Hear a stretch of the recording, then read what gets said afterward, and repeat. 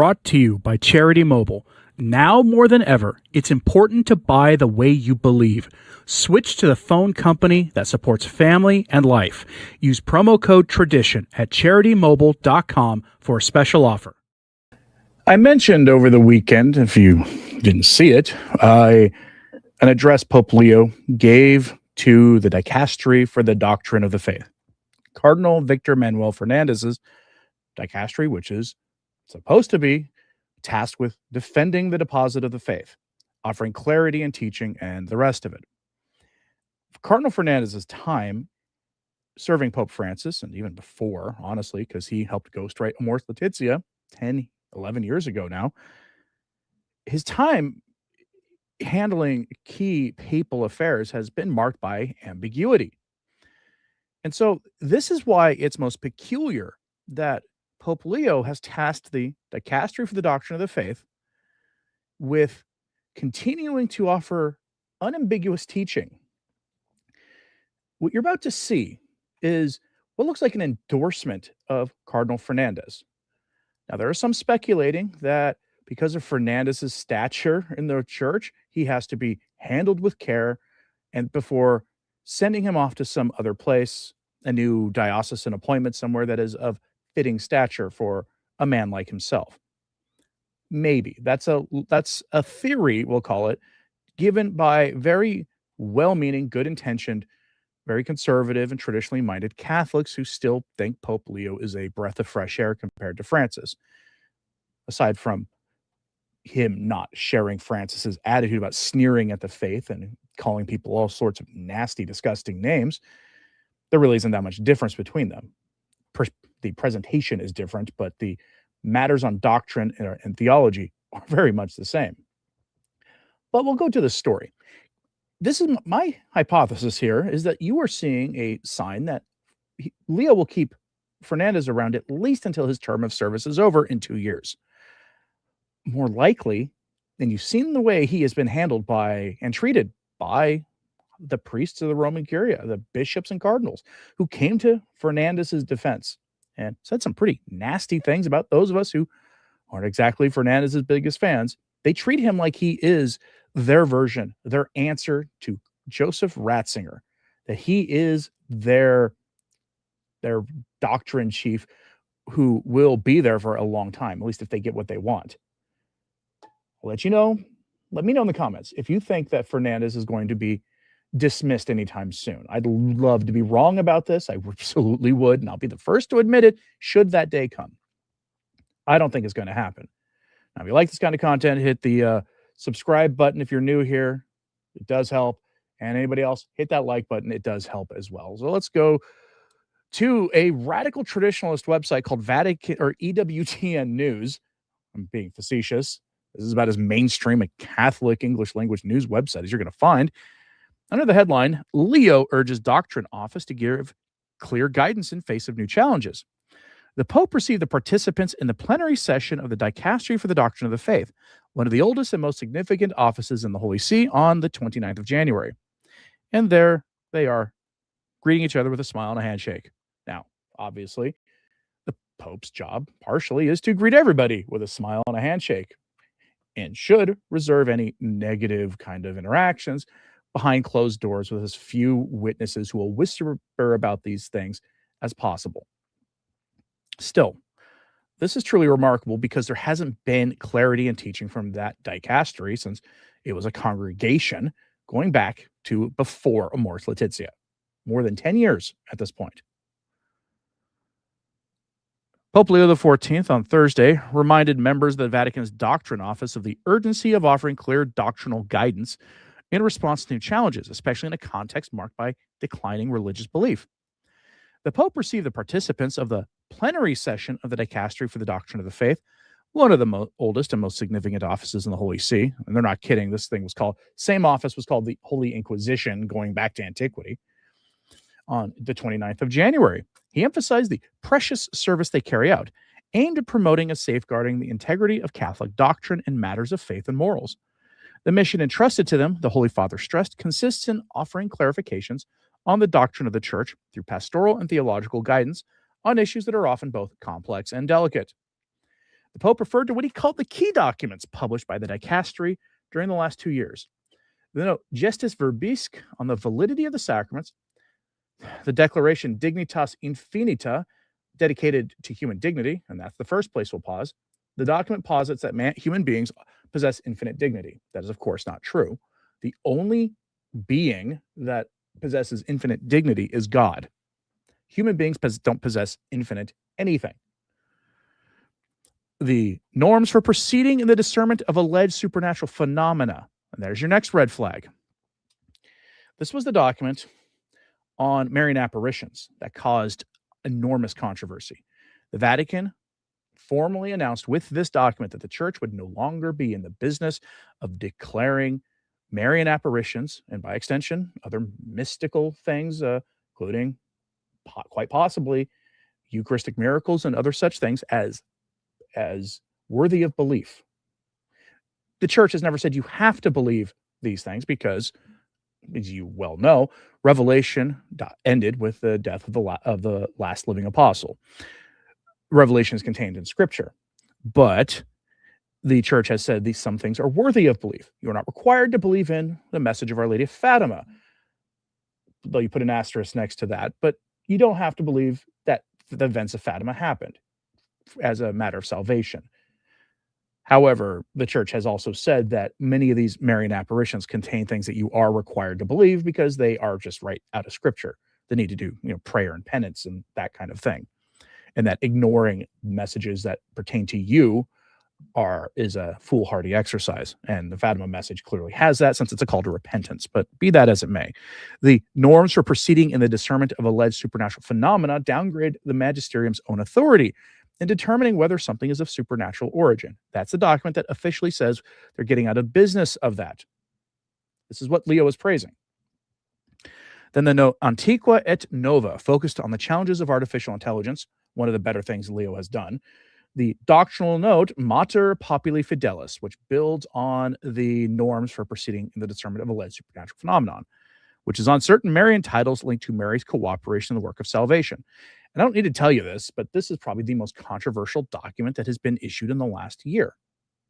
And it keeps coming up. We can't escape it, as you'll see. And then the doctrinal note Unicato, which underscores the value of marriage as an exclusive union between a man and a woman and presents a defense of monogamy. And that is also one of the best things Leo has done so far. Leo did not mention the Declaration Fiducia Supplicans, which was published in December 2023, shortly before the DDF's most recent plenary session, another document that sowed chaos and ambiguity in the church. I'll give you an example. The document appears to say, depending on how you read it, that the church cannot offer blessings for James Martin pairings. It can only bless the people who are in the relationship, but not the relationship itself. But the consequence of this document has been that you have seen things that look like essentially James Martin's parody of holy matrimony done in parishes and cathedrals, almost as if that was the design of it. And no enforcement mechanism, no punishment for those who do such things. Fiducia Supplicans, which permitted blessings for couples and irregular unions and James Martin pairings, sparked controversy and questions regarding the church's teaching on human sexuality, morality, the sacrament of marriage in the wake of its publication. The Pope said the work carried out by the dicastery for the doctrine of the faith enables spiritual growth in a change of era. Wonder what he means by change of era. And offers the faithful a prompt and clear word from the church, especially regarding the many new phenomena that are appearing on the scene of history. It also provides valuable guidance to bishops in the exercise of their pastoral ministry, as well as to theologians in their service of study and evangelization. The Pope said the dicastery's meeting this week, centered on discussion of the transmission of the faith, is an issue he considers of great urgency in our time. Looking at the landscape of contemporary society, the pontiff lamented the increase in those who do not receive the gospel as a fundamental resource for their own existence, especially many young people who live without any reference to God and to the church. The Pope also renewed his gratitude to the members of the dicastery for their work, especially when their contribution is offered in humble and discreet manner. So, he was very happy with Mater Populi Fidelis on the chaos it sowed. and the norms proceeding in the discernment of alleged supernatural phenomena, which downgraded the authority of the magisterium to declare things of supernatural origin or not. Sort of basically, that document made it look like the church was extremely uncomfortable in using the binding authority given to the Pope, which can then be given as he so chooses to his agents. In this case, the cardinals who run the Roman Curia. It was as if they really were uncomfortable with this authority and didn't want to use it. So the church doesn't do this anymore, leaving all declarations of something being worthy of belief and of supernatural origin to the Pope himself. Good luck ever seeing that done. Now, this is a problem, of course, and I think one of the better, there's two responses to this that I'll show you. One of these comes from Mr. John Henry Weston himself. A short little clip from this. I'm not going to play the whole thing, but here's what he has to. Here's I think, a cogent response to this, and I'll have a link to this in the Anthony Stine Substack later after this live stream. Leo praised the Fernandez document, saying it encourages popular Marian devotion, deepening its biblical and theological foundations, and at the same time offers precise and important clarifications for Mariology, end quote. While many suggested that it was only Cardinal Fernandez who issued that scandalous document which got rid of the titles of Our Lady Co-Redemptrix and Mediatrix of all graces that have been used in the church for centuries, the Pope has now doubled down on his support after having originally, of course, permitted its publication and signed it. So a growing number of faithful Catholics, bishops, priests, theologians, and even the Pope's own former flock back in Peru have said that's enough. They say that these clarifications from the document do something, in fact, very different from clarification. They say that the document diminishes the Blessed Virgin Mary, restricts time-honored Catholic language, and repudiates doctrines that popes, saints, and the Universal Church have taught for centuries. So remember what the document actually says. Mater Populi Fidelis declares that the Marian title Co-Redemptrix is always inappropriate, and it discourages the title Mediatrix of all graces. And it claims that the titles are not clearly grounded in revelation and that they risk confusion. Well, that judgment has been met with great alarm by some of the most faithful, the most serious Catholic authorities alive today. For instance, the Superior General of the Society of St. Pius X, Father David Pagliarini, he said that the document had, and I quote, a profound impact on him. He said he described it as, and I quote, tantamount to dethroning the most blessed Virgin Mary. Pagliarini offered a mass of reparation, calling the text a new attack against tradition and against the Mother of God herself. The title Co-Redemptrix does not... We get the idea.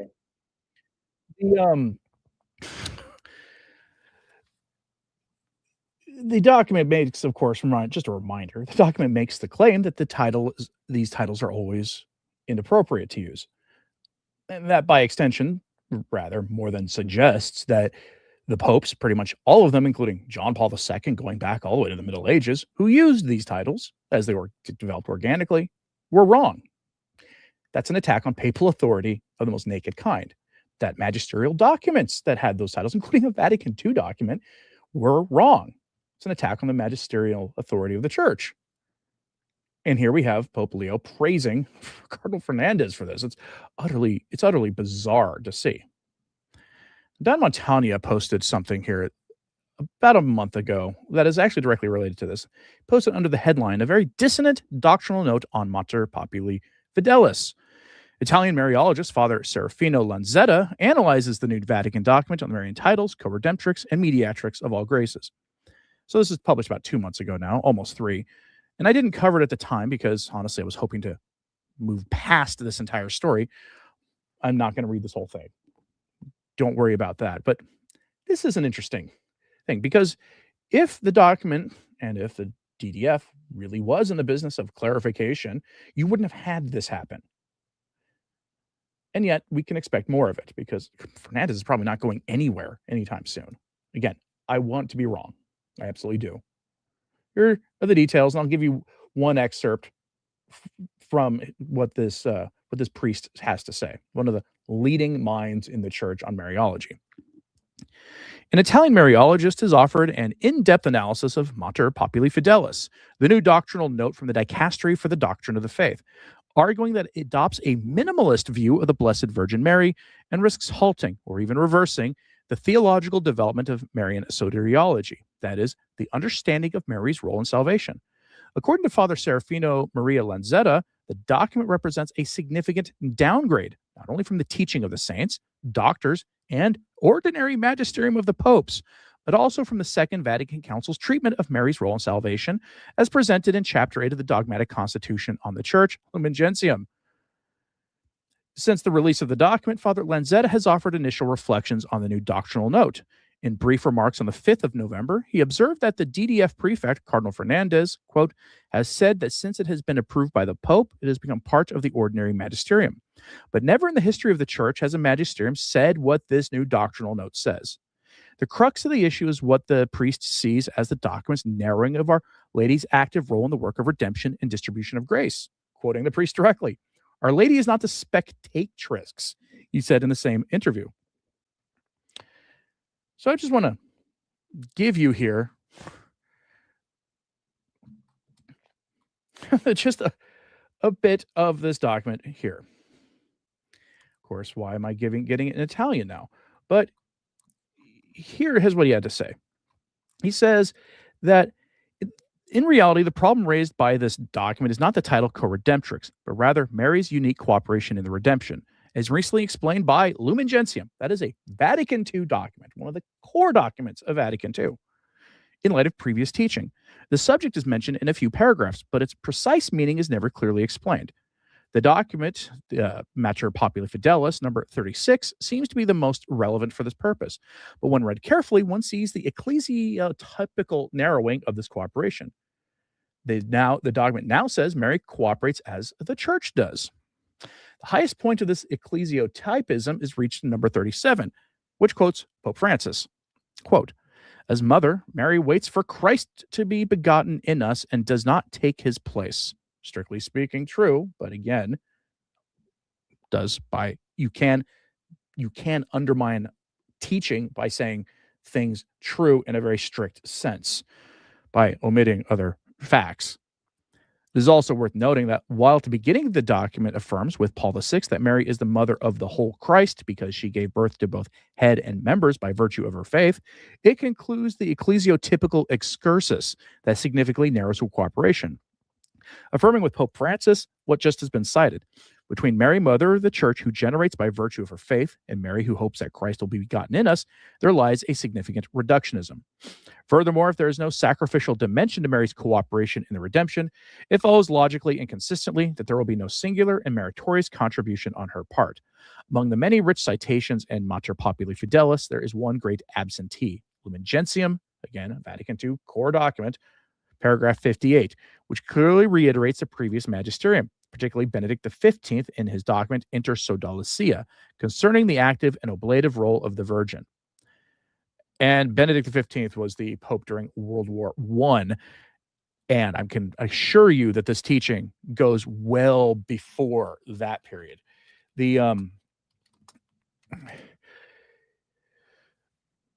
But one thing you cannot say about this document is that it clarified anything, because what did the Vatican do afterwards? The backlash was historic in scope and scale. That's why we're still talking about it like 6 months later. What was the response? Well, the Vatican eventually had to respond repeatedly by saying, okay. It may not always be inappropriate. If you understand the teaching, what the Church means by co-redemptrix, which clearly, every time I talk about this, people who push back on this in the comments don't understand what the Church has said about this. But they say the Church authorities say, if you understand it, then you can use this for your private piety and other such things.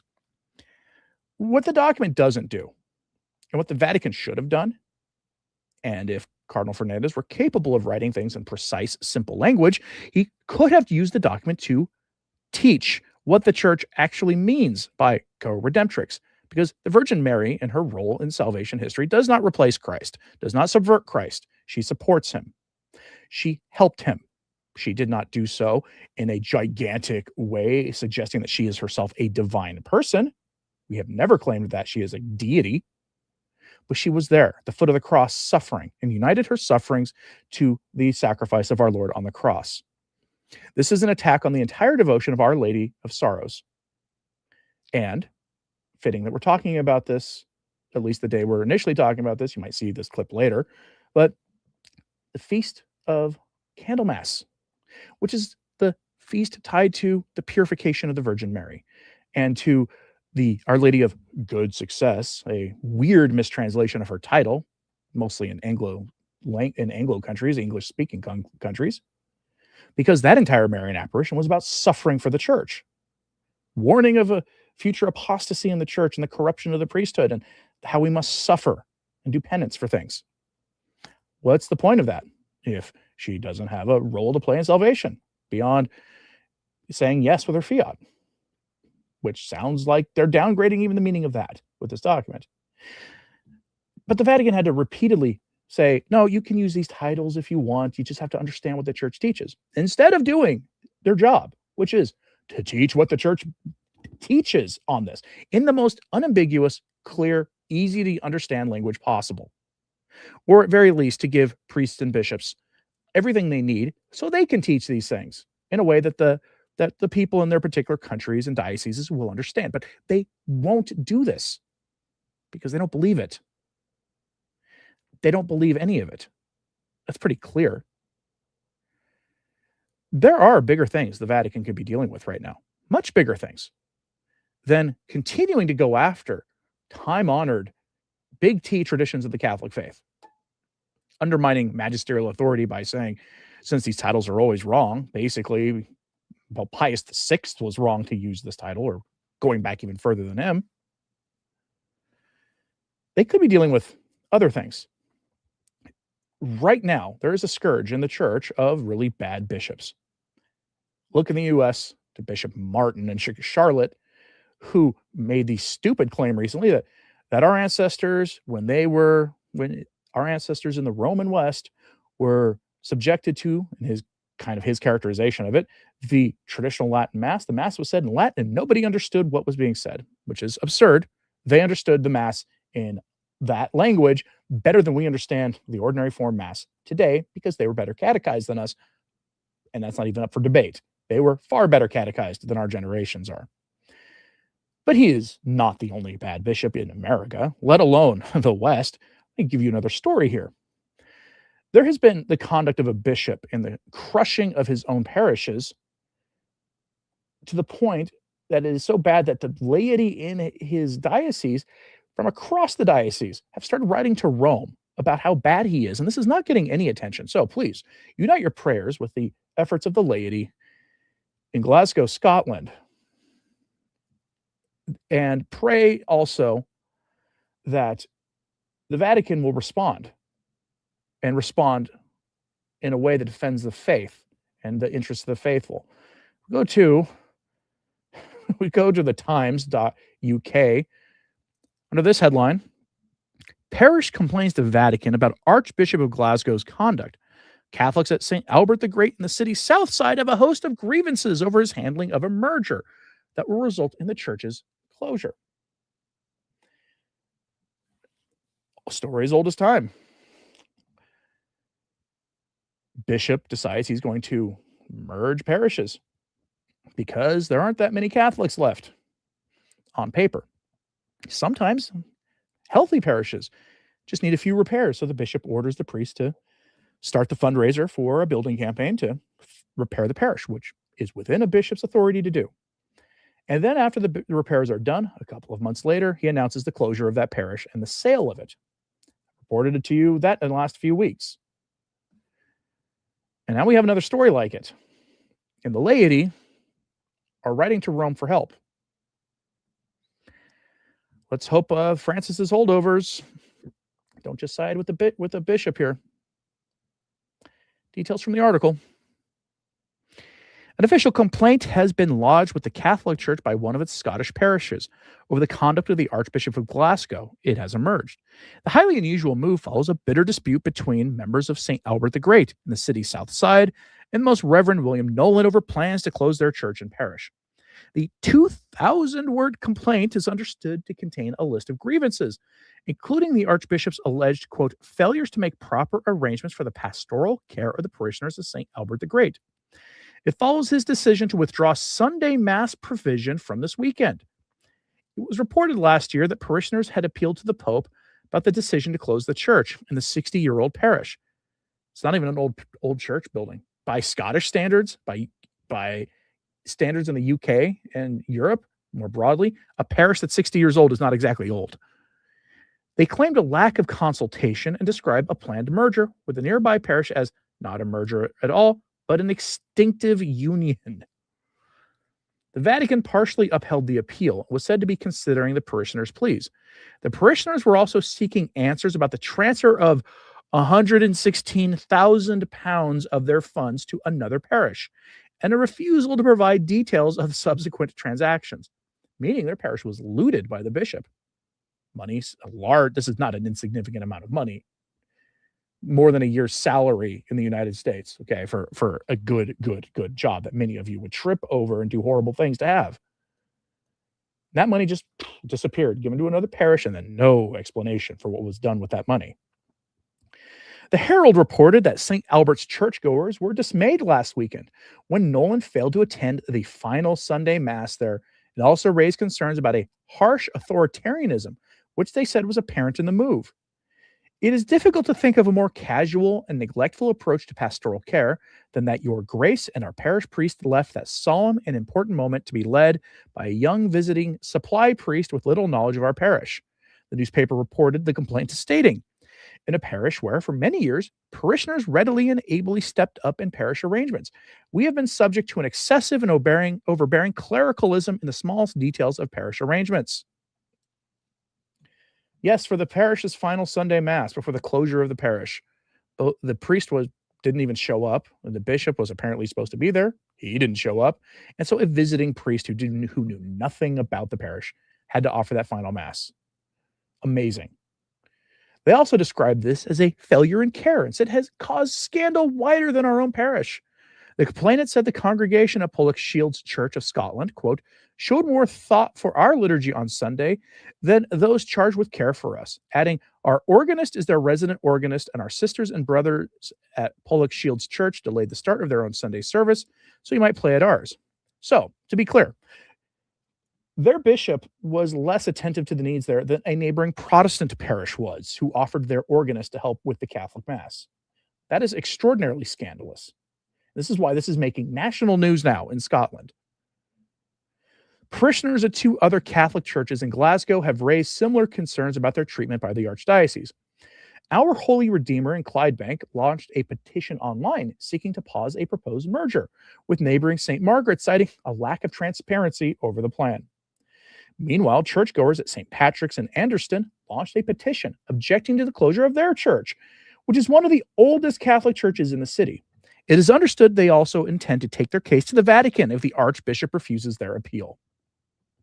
A spokesman for the bishop said, quote, the Archbishop has responsibility for the pastoral care of the whole Archdiocese.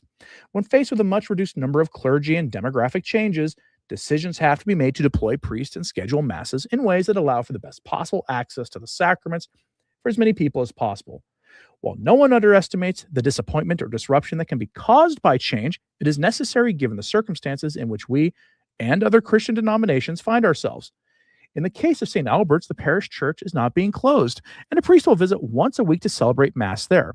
There are several parishes nearby providing Sunday Masses. Given the current shortage of clergy, this is the best provision possible. End quote. So, no more Sunday Masses at that parish, but you might get one randomly during the week there. Wonderful. But notice this. This is the boilerplate statement from bishops all across the West about their mergers and closures and, yes, selling of parishes. This is the boilerplate statement that they always give. That it's demographics. Sorry, we don't have enough priests. And so then they close ones, including oftentimes the most historic of the parishes. This is a real crisis that should actually be taking the church's time. It really should. I want to thank Beppy X for becoming a new channel member. Thank you. It is greatly appreciated. But instead of actually focusing on these crises as they have them, what do?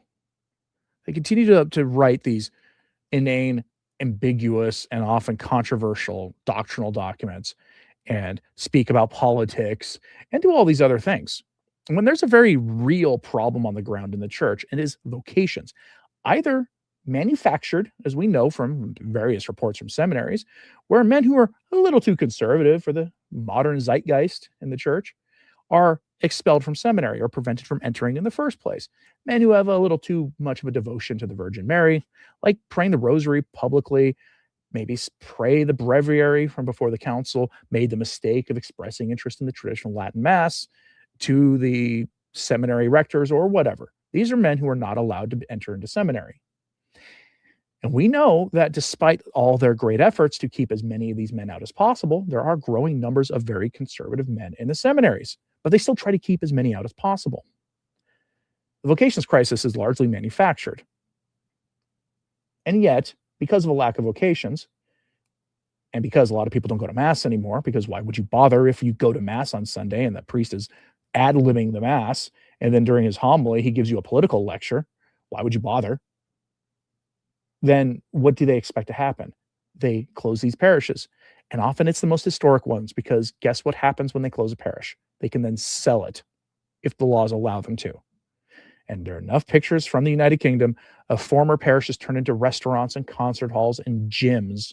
Yes, as in going to go do some bench pressing or run on a treadmill gym, that we know that they can be sold.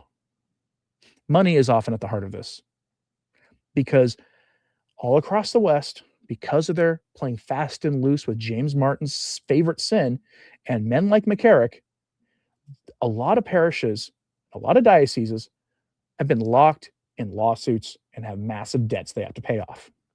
And so they end up looting the treasury of the church. In this case, the very parishes where the sacraments are confected and given out.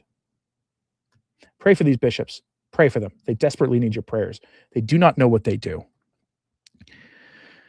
I'm very curious what you think about this. So let me know in the comments.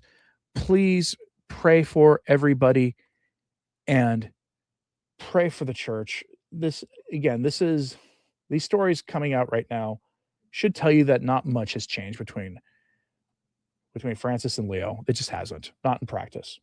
These wounds are festering, and the bishops get away with it. Please pray for the efforts the laity in that diocese from various parishes have made in contacting Rome to get them to intervene. Pray for the church. I'm Anthony Stine. Ave Maria.